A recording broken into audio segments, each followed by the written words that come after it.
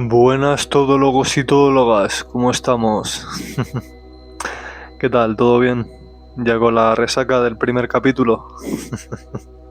Bueno, vamos paso a paso. No nos fijemos tanto en los números, que los números siempre pueden engañar, ¿no? Nunca se sabe, ¿no? Nunca se sabe quién puede haber detrás de los números y de las letras, ¿no? Y quién puede haber delante, sobre todo. Quería compartir con vosotros un par de fábulas que realmente definen precisamente en qué consiste la filosofía de hoy occidental y oriental, ¿no? Creo que es bastante adecuado y preciso, ¿no? A la hora de definir un poco sus filosofías, sus valores y sobre todo sus visiones y perspectivas, ¿no? Vamos a empezar por Occidente, ya que somos nativos de aquí, ¿no? Originarios de esta zona del mundo, Occidente, dependiendo de dónde pongas el mapa, porque al final, si la Tierra es una esfera, un círculo, ¿no? Pues Occidente puede estar en cualquier lado, como el norte y como el sur, ¿no? Depende de dónde pongas el punto de referencia. Por lo tanto, bueno, vamos a poner a Europa y a España en el centro y por lo tanto Occidente o el oeste a la izquierda será pues lo que conocemos como Occidente, ¿no? Europa y América, y a la derecha o el este estará Asia, ¿no? Y lo que viene siendo también Oceanía. Bueno, estas dos fábulas son conocidas como la primera, la occidental, el tigre, el asno y el rey león. Bueno, esta fábula suele ser bastante conocida por aquí, por Occidente, lo he escuchado en varias personas ya, y sobre todo lo que me llama la atención, que eso lo retomaremos al final de la fábula, es sobre todo la intención con la que se suele contar este tipo de fábula, ¿no? Ya veremos que la diferencia con la fábula de Oriente, de China en este caso, ¿no? Es bastante diferente, ¿no? Pero bueno, vamos con ello. La fábula del tigre, el asno y el rey león. Bueno, era así un tigre que se encontraba junto a un asno, ¿no? Y de repente, pues el tigre, no sé cómo vino al caso, pero empezó a decir que el cielo era azul. A lo que el asno le respondía que el cielo era verde. No sé si era así o era el asno directamente el que primero decía que el cielo era verde y el tigre respondía que no, que el cielo era azul, ¿no? Entonces, bueno, pues los dos se enzarzaron en una discusión a ver quién tenía la única y absoluta razón, ¿no? El asno que el cielo era verde y el tigre pues que el cielo era azul, ¿no? ¿Qué pasa? Que para salir de dudas, ¿no? Pues los dos recurrieron a una tercera persona, a un externo, ¿no? En este caso, pues fueron a visitar al rey, no tenían otra cosa mejor que hacer que molestarle con este tipo de argumentos, ¿no? Entonces, bueno, pues cuando fueron, se presentaron los dos ante el Rey León, ¿no? Que pues era conocido por su sabiduría extrema y máxima y superior, ¿no? Conocida en todo Occidente y en todo el mundo. Pues el rey efectivamente le dio la razón al asno. A lo que el tigre se sorprendió, ¿no? Dijo, efectivamente, el cielo es verde. El asno, ¿qué pasa? Que pues rompió en alegría, ¿no? Y pues se marchó contento. A lo que el tigre se quedó decepcionado y claro, evidentemente pues no entraba, no entendía a qué venía este tipo de decisión, ¿no? Pues el cielo evidentemente, como todos sabemos, es azul, sobre todo de día y en este momento, ¿no? Igual en otro momento en la historia pues ha sido verde o rojo o ha sido negro, como puede ser de noche, ¿no? Quién sabe, ¿no? O hay otro tipo de cielo según los ojos del asno. A saber qué, o a lo mejor lo que el asno conocía como color verde era lo que el tigre conocía como color azul desde pequeño, porque al final azul y verde pues no es algo absoluto y algo objetivo en todo el mundo, ¿no? Sino que depende de cómo te enseñan a llamarlo, pues como los números, como las palabras, como todo, ¿no? Verde es verde porque hemos llegado a un consenso común entre todos para decir que eso es verde, ¿no? O que eso es azul. Pero si hubiéramos llegado a otro consenso y le llamáramos de otra forma, pues se llamaría de otra forma, ¿no? Entonces, claro, el tigre se queda anonadado, ¿no? Con las conclusiones del Rey León, y ya cuando el asno se ha ido pues eufórico por haber ganado el argumento y tener la única razón absoluta del mundo mundial, pues le pregunta el tigre al rey, pero rey, señor león, ¿por qué? ¿A qué se debe haberle dado la razón al asno cuando usted sabe perfectamente como yo que el cielo es azul? A lo que el rey león contesta imponente, magnánimo y pasivo, porque solo un idiota tendría una discusión así con un asno. Claro, es una respuesta muy humilde, ¿no? Como la historia en sí, ¿no? Ya veremos el contraste con la historia oriental, ¿no? Pero bueno, A mí lo que me viene un poco a remover, ¿no? Sobre todo es como la moraleja que pretende enseñar es que, claro, tú cuando discutes con un asno, pues no sé qué te esperas, ¿no? Al final vas a salir escaldado un poco, ¿no? Es un poco la moraleja que me da a mí la sensación que quiere dejar un poco entrever, ¿no? ¿Qué ocurre? Claro, aquí la gente se identifica con el tigre, ¿no? O incluso con el Rey León. Pero por lo general no he visto que nadie se identifique con el asno, ¿no? Que nadie se ponga en el lugar del asno o que piense siquiera que puede ser el asno, ¿no? Es como una moraleja, ¿no? Un poco prepotente y soberbia, ¿no? Bajo mi punto de vista personal, ¿no? Falta humildad bastante, ¿no? Porque como he dicho, a lo mejor el asno pues simplemente llamaba verde a lo que el tigre llamaba azul, o se refería a otra cosa. Quizás el asno quería ver o dejar ver otra cosa, ¿no? Que no hemos llegado a captar, ¿no? Más allá de el asno es algo estúpido, ¿no? Y cuando tienes argumentos o discutes con estúpidos, pues al final perdéis los dos, ¿no? Tanto el estúpido como tú. Claro, nadie se identifica con el estúpido. Claro, es la cosa, ¿no? O somos el tigre o somos el Rey León, ¿no? Claro. Y bueno, vamos a ver el contraste con la fábula del granjero chino, la fábula oriental, ¿no? Bueno, este era un granjero chino que tenía un establo. ¿Qué pasa? Que en el establo tenía un caballo y una noche de tormenta el caballo se escapó a las montañas. El pueblo del granjero se enteró y cuando se enteró fue a visitarle para, pues, entristecerse por él y acompañarle un poco y arroparle en estos momentos duros, ¿no? Porque era el único caballo que tenía en su establo. A lo que el granjero, cuando recibió tanto apoyo y tanto... Bueno, lo que decía el pueblo era, oh, mala suerte, qué mala suerte, granjero chino. A lo que el granjero chino respondía, buena suerte, mala suerte, quién sabe, ¿no? Con precaución, ¿no? Algo precavido, ¿no? Porque nunca se sabe. Bueno, a los pocos días el caballo volvió de las montañas con una yegua. O con una potra, bueno, con otro caballo, ¿no? Hay muchas alternativas en la historia, pero el caso es ese, que el caballo no volvió solo de las montañas, ¿no? Cuando volvió. Claro, el pueblo al enterarse pues enloqueció, ¿no? Oh, qué buena suerte, granjero, qué buena suerte. A lo que el granjero chino respondió, buena suerte o mala suerte, quién sabe. Bueno, ¿qué pasó? Que montando el granjero al caballo de vuelta y el hijo a la yegua, a la potra o a quien sea, a otro caballo de los que volvió con el caballo, ¿no? De las montañas, pues el hijo se cayó del caballo este nuevo y se rompió una pierna. ¿Qué pasa? Que el pueblo se volvió a enterar y claro, otra vez pues qué mala suerte, granjero, qué mala suerte has tenido, a lo que el granjero se mantuvo, buena suerte, mala suerte, quién sabe, ¿no? Ya para rematar la faena, a las pocas semanas estalla la guerra, ¿no? ¿Qué pasa? Que el hijo del granjero no pudo asistir a la guerra porque tenía la pierna rota por haberse caído del caballo que vino de las montañas con el caballo que se escapó del establo. Esto es un poco la magia de Oriente, ¿no? Comparando un poco con Occidente hoy en día, ¿no? En Occidente no está un poco por generalizar, ¿no? Ni... Porque al final, pues, puede haber de todo, ¿no? Pero sí que es cierto que puede haber tendencias y mayorías, ¿no? En Occidente a lo mejor nos hemos vuelto un poco como el tigre y como el Rey León, ¿no? Con los años, ¿no? Sobre todo porque, claro, al nadie identificarse con el asno, ¿no? Ni empatizar con él, ni compadecerse quizás, o tratar de entender más allá de las puras apariencias, pues nos hemos convertido básicamente en la historia occidental, ¿no?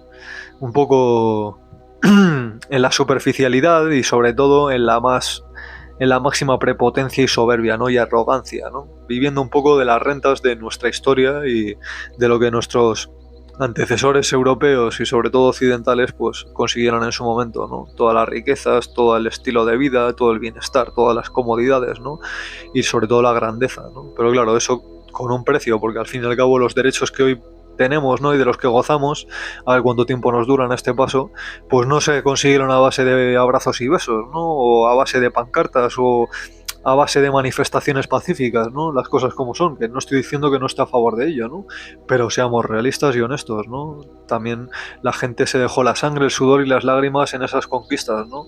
No fueron gratuitas ni se regalaron en su momento, ¿no? Y desde luego, pues, eran conscientes de que la gente podía no compartir sus ideales y luchar por quitárselos, ¿no? Por esclavizarlos, ¿no? Y por, pues eso, por que no tuvieran esos derechos, ¿no? Básicamente. ¿Qué ocurre? Que en Oriente la filosofía, pues la historia ha sido muy diferente, ¿no? Y eso es algo que se nota mucho sobre todo la forma de ser y la filosofía de hoy en día tanto de Oriente como del resto del mundo, ¿no? Un poco con ellos, ¿no? Porque, a ver, China puede ser muchas cosas, ¿no? Pueden llamarlo comunista, que por cierto, China no es un país exclusivamente comunista, ¿no? China tiene unas raíces comunistas, ¿no? Después de la revolución de Mao Zedong, ¿no? Hace ya unos 70, 80 años, ¿no? Después de la Segunda Guerra Mundial, etcétera, ¿no? Luego con Deng Xiaoping, que fue el que le sustituyó, ¿no? En unas elecciones además democráticas, ¿no? Por cierto, que además no era ni siquiera el candidato que tenía como favorito Mao Zedong, ¿no? Cuando le sucedió, ¿no? ¿Y qué ocurrió con Deng Xiaoping, que fue el sucesor de Mao Zedong? Pues que implantó un liberalismo económico en China que fue, pues, lo nunca visto en el mundo hasta ahora, ¿no? Porque ni siquiera los Estados Unidos de América, que tanto se supone que son el capitalismo puro y más capitalista de la historia, ¿no? Cuando realmente, bueno, sabemos un poco, y si no lo sabemos lo podemos intuir, lo que ha sido lo que se ha convertido, ¿no? Sobre todo las bases sobre las que se ha construido, ¿no? Sobre mucha esclavitud, mucha segregación racial, etcétera, ¿no? Que eso es algo que no podemos obviar ni evidenciar y a veces se nos olvida porque hasta hace 2 días, ¿no? Que ha tenido lugar y, bueno, en cierto sentido todavía hay muchos residuos, ¿no? Pues China realmente es un país que no es un país exclusivamente comunista, ¿no? Tampoco exclusivamente capitalista. Han conseguido hacer la cuadratura del círculo, ¿no? Algo híbrido, algo que no se corresponde ni a un extremo solo ni al otro, ¿no? Ya algún día podemos hacer un podcast sobre la historia de China, que puede ser la historia más reciente, que puede ser muy interesante, ¿no? Pero realmente me quedo con las historias, ¿no? Y los valores y sobre todo lo que intentan transmitir, ¿no? Lo que intentan también, la perspectiva que intentan dar a las personas, ¿no? Los valores, la percepción, ¿no? Un poco me quedo con eso, ¿no? Creo que es la esencia y sobre todo puede también decirnos mucho sobre por qué el mundo hoy en día está como está y sobre todo hacia dónde tendemos o podemos tender en el futuro, pues en función de que nos fijemos más en una zona del mundo o en otra, ¿no? Así que ese es un poco el podcast por hoy. Bueno, ya el segundo. Y quería compartir con vosotros estas dos historias y sobre todo que me digáis si os apetece en los comentarios qué pensáis y si estáis de acuerdo con estas dos visiones, con una más que con otra, si pensáis que China es un país comunista exclusivamente y si Estados Unidos debería ser nuestro foco o nuestro ejemplo a seguir y nuestro referente, o si realmente pues podemos hacer algo alternativo, ¿no? Porque no siempre es o capitalismo o comunismo, ¿no? Siempre estamos con los falsos dilemas, la falsa dicotomía, ¿no? La falsa dualidad de o uno u otro, ¿no? Como si solo hubiera dos cosas, ¿no? O dictadura, democracia, o capitalismo, comunismo, ¿no? O buenos o malos, o polis o cacos, ¿no? Es un poco lo que veníamos diciendo también en el primer capítulo, ¿no? Que muchas veces, pues a nivel inconsciente se nos presentan este tipo de dilemas, ¿no? O de falsos dilemas, que es como se conocen, ¿no? Realmente, porque no son las únicas opciones y no son las únicas alternativas que pueda haber, desde luego, ¿no? Y eso lo ha demostrado China con el tiempo, desarrollando un sistema no solo económico, sino social también y en todos los sentidos, ¿no? Que no tiene nada que ver con el capitalismo que conocemos aquí en Occidente, ni con el comunismo que hemos conocido en su momento implantado por la Unión Soviética, ¿no? Que es un poco el ejemplo que tenemos de por antonomasia, ¿no? El ejemplo más conocido que tenemos un poco de comunismo en esta zona del mundo, ¿no? También decir que aparte, bueno, pues el comunismo en sí, no por defenderlo, ¿no? Sino por ser honestos y justos también, ¿no? Tanto con el comunismo como el capitalismo, ¿no? Quizás el comunismo no se desarrolló en su momento en las mejores condiciones, ¿no? Porque no fue como no digamos que ha tenido sus rivales, ¿no? En el mundo, ¿no? Que no ha sido algo pues que ha tenido totalmente la libertad de desarrollarse, ¿no? Sin ningún tipo de competencia ni ningún tipo de enemigo exterior, ¿no? En el que fijarse o que le pudieras intentar sabotear, ¿no? Porque claro, era una guerra entre sistemas, ¿no? O sea, tanto si triunfaba el comunismo como si triunfaba el capitalismo, pues salía alguien perdiendo, ¿no? Entonces no interesaba a ninguno de los dos bandos que el otro saliera ganando. Luego ya podemos también incluso pues ir un poco por la vertiente conspiranoica, ¿no? Conspiranoica o conspirativa, ¿no? Porque depende un poco del peso o de la vericidad y las posibilidades que podamos llegar a contemplar, ¿no? Porque hay quien dice incluso que, bueno, la Unión Soviética y los Estados Unidos o Occidente, ¿no? Pues realmente lo que tenían era una alianza, ¿no? Una alianza encubierta, ¿no? Para desarrollar cada uno sus propios planes y sus propios, bueno, pues objetivos, ¿no? Y que realmente pues era todo un paripé y todo el tema de la Guerra Fría, ¿no? Como puede ser el tema de las democracias hoy en día, ¿no? Que la izquierda y la derecha pues también hay teorías, ¿no? Que pueden ser más o menos ciertas, el tiempo lo dirá, que pues eso, intuyen o intentan también ver también o dejar ver, ¿no? Que realmente la rivalidad es nula, ¿no? Que es algo aparente, ¿no? Un show, un teatro, ¿no? Pero que los puntos fuertes realmente están de acuerdo, incluso no es que los puntos fuertes estén de acuerdo, sino que se van alternando en el poder en función de lo que les interesa más a unos o a otros, o incluso a unos que estén por encima, ¿no? Quién sabe. Y que todo puede ser un show, básicamente, y las apariencias pueden engañar al infinito, ¿no? Entonces son muchas teorías, son muchas posibilidades, más o menos probables, más o menos posibles, ¿no? Pero al fin y al cabo no podemos descartarlos del todo al 100% porque nunca se sabe, ¿no? La realidad puede ser surrealista. Eso nos lo ha demostrado la realidad muchas veces, ¿no? Y bueno, ha habido muchos escándalos, ha habido muchas conspiraciones que al final han sido ciertas, ¿no? Ya puede ser la muerte de Julio César, el Watergate, eh, se me ocurren por así un poco por encima también la conspiración del Big Data, ¿no? De Edward Snowden, ¿no? De los 5 ojos, ¿no? Etcétera, etcétera, ¿no? Que son organismos que se encargan un poco del espionaje y la vigilancia global indiscriminadamente, ¿no? Sin ningún tipo de filtro, una recopilación de datos masiva e infinita prácticamente, que bueno, pues que no se sabe qué uso más o menos le pueden dar y que no hemos elegido democráticamente nadie, ¿no? Así que bueno, creo que a veces es un poco sano también revisar este tipo de teorías. Estoy muy a favor también del revisionismo, ¿no? Que es poner en duda y en cuestión cualquier tipo de teoría, por muy loca o por muy completamente extrema que nos pueda llegar a parecer, o conspiranoica incluso, ¿no? Que es un término, por cierto, que según muchos es un invento de la CIA hace mucho tiempo, ¿no? Para ridiculizar a las personas que son capaces de cuestionar este tipo de teorías o de siquiera poner en duda la posibilidad, ¿no?